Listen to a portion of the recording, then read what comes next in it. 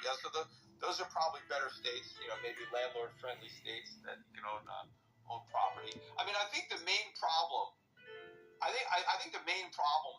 that real estate's going to have is not only that credit's going to get really tight and rates are going to go up, but I think that a lot of landlords are going to struggle to collect their rent. That's going to be part of the problem because I think that the cost of living is going to go up a lot, and people are going to struggle to pay their rent because everything else is going to be so expensive. And they got to eat, they got to keep the lights on, they got to keep the utilities running, they got to pay their taxes. So people might be behind in their rent, and I also think a lot of people may start renting out rooms, so they're taking in boarders, and kids will move in with their parents will move in with their kids, so households could be destroyed. So that could be a headwind for the U.S. real estate market.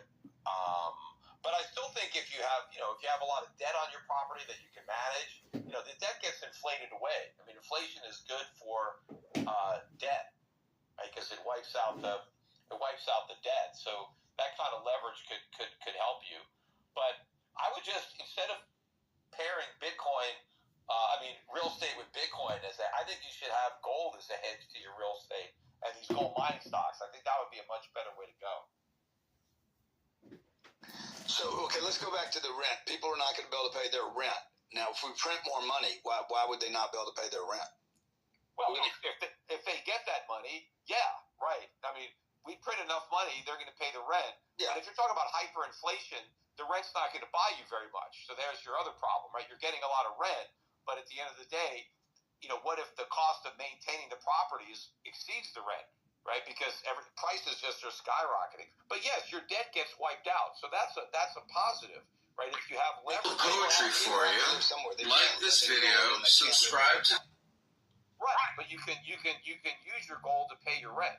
So you can. Yeah, but that's never. I mean, I've been in the rental business for 30 years. I've never had somebody offer me gold.